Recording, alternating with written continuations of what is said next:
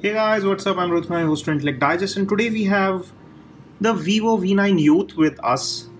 The Youth edition of Vivo V9, which comes at a lower cost. This one costs around 19,000 rupees compared to the V9, which costs 23,000 rupees. Now this is 4,000 rupees cheaper, so there must be some differences compared to the more powerful V9, and that's exactly what I'm gonna tell you in this video. So to start with, let's quickly unbox this and let me show you how it looks. So visually, you would not be able to figure out the differences between these two. The box packaging is also roughly the same. You have documentation, a soft silicone back case that you get with the V9 as well. You have some stickers, and here you have the V9 Youth. We have this in the beautiful gold color. And finishing is absolutely gorgeous. As you can see, it looks like a piece of art. There's a screen guard or tempered glass already applied to it. So let me boot it while I'll show you what else is there in the box. So going further, here you have the standard accessories, which includes a USB to micro USB data cable. You have a 5V 2A or 10W charger.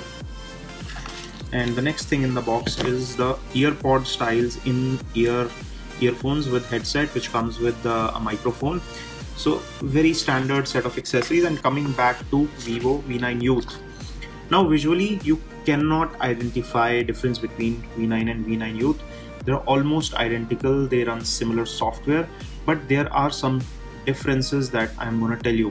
So to start with, the V9 Youth is cheaper by 4,000 rupees. It has exactly the same display that you get on the V9. This is the 6.3-inch full high definition plus 19:9 aspect ratio display. It has same battery of 30-60 mAh. It has 4 gigs of RAM, but the internal memory on this one is 32 GB. Also, the processor powering this phone is Snapdragon 450 processor, which is clocked at 1.8 GHz compared to 2.2 GHz Snapdragon 626 that you get on the faster V9, which is the more powerful version, the actual Vivo V9, not the Youth edition. Apart from that, there are differences in camera as well. On the V9 Youth, you get a 16 megapixel front facing camera, and the rear camera setup is also different. So let me first show you a 16 megapixel selfie here. Although it is 16 megapixel, but Vivo cameras are pretty good. So just have a look at this selfie. It's very sharp and very detailed. Yes, of course, it will be less detailed compared to a 24 megapixel selfie that you can take with V9. But for social media, this is also good enough. When it comes to rear cameras, there is a 16 megapixel primary camera and a 2 megapixel depth sensor compared to a 16+5 setup, which is used on the Vivo V9. So V9 Youth gets a 16+2 setup, whereas the V9 Youth gets a 16+2 megapixel setup. So let me give you a few photo samples here with the rear camera as well. And you can have the portrait mode enabled.